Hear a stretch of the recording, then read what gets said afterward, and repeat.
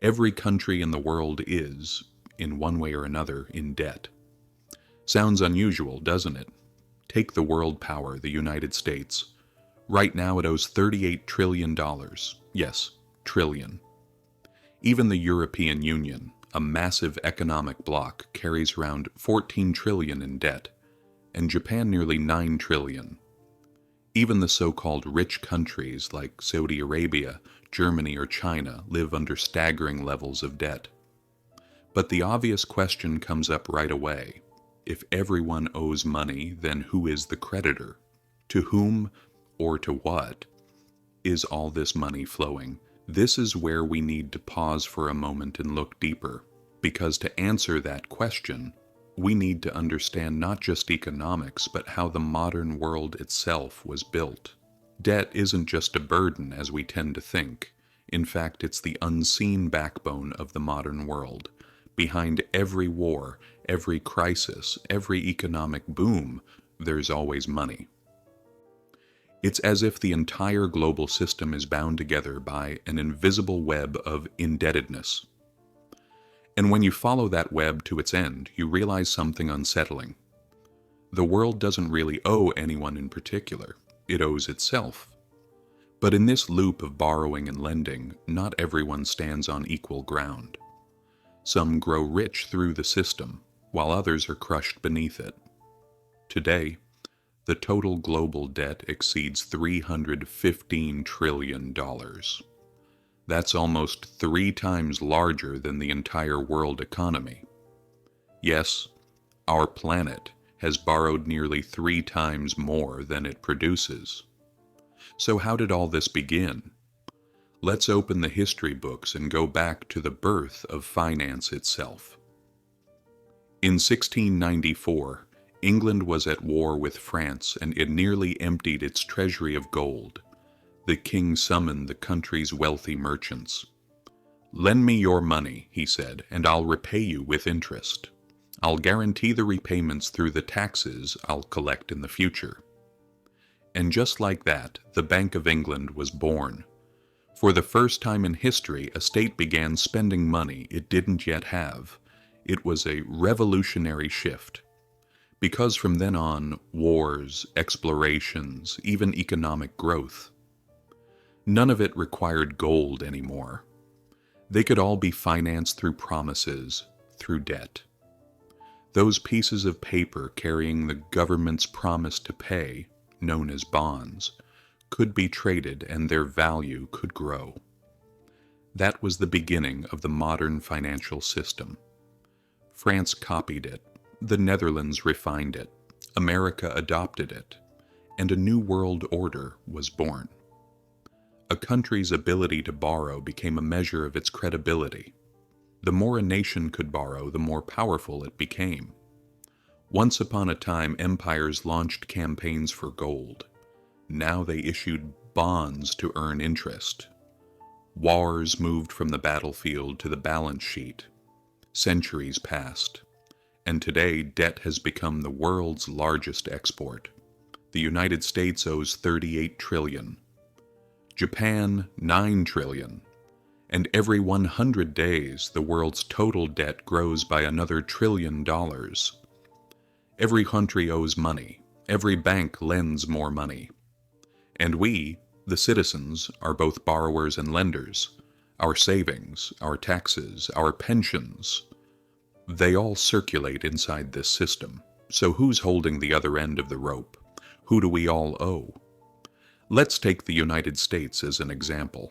Of its $38 trillion in debt, almost half belongs to its own institutions, American investors themselves, banks, pension funds, insurance companies, and the Federal Reserve. The remaining half is held by foreign governments. The largest holder is Japan, about $1 trillion, followed by China, the UK, Luxembourg, and Belgium. So when people say America owes China, they're right, but only for about 2% of the total. In reality, the US is a nation in debt to itself. How? The Treasury issues bonds. American banks and funds buy those bonds. Then the Federal Reserve steps in, buys them back, and creates new dollars in the process.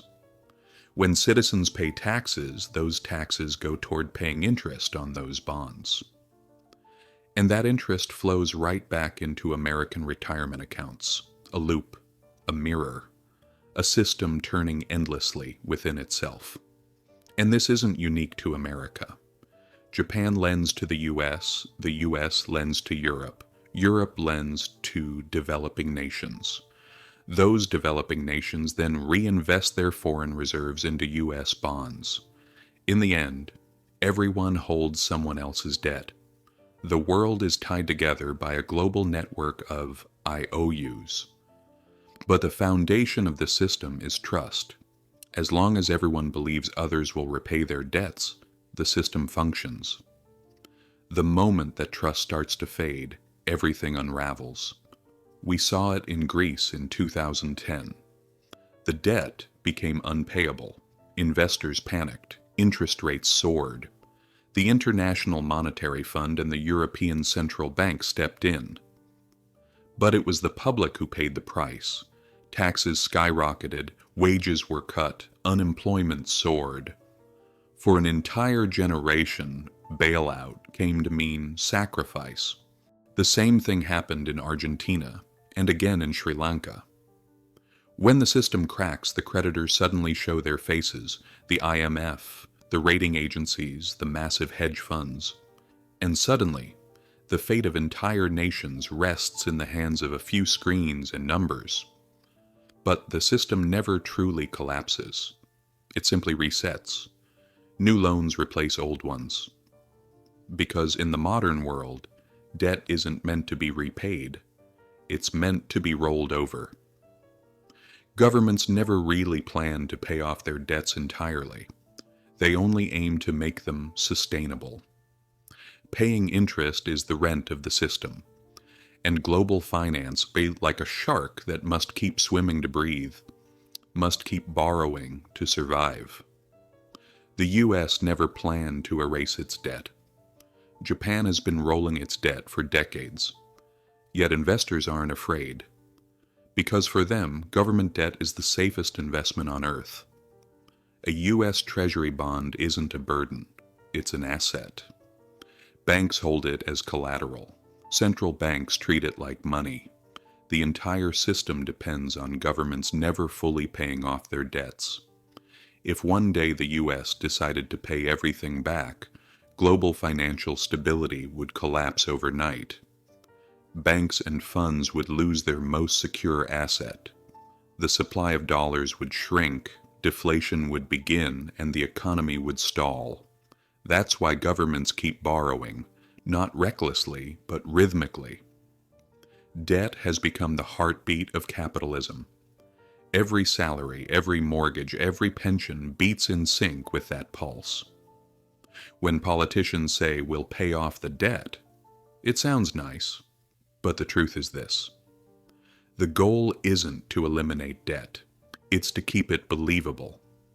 Because this entire system runs on faith. If that faith disappears, the numbers stop meaning anything. Interest rates explode, markets freeze, and all those promises lose their meaning. That's the great secret of sovereign debt. The plan was never to pay it off. The plan was to make the world keep believing it would be paid. But that belief doesn't work the same for everyone. Interest payments flow upward. From taxpayers to banks, from workers to investors. Debt operates not only between nations, but between classes. That's why as global debt grows, inequality grows with it. It's easy to blame the system, but there's no single villain here. Not China, not Wall Street, not the IMF. They're all gears. And we're turning inside the same machine. Today, debt itself has become money. Governments issue it, banks multiply it, investors trade it.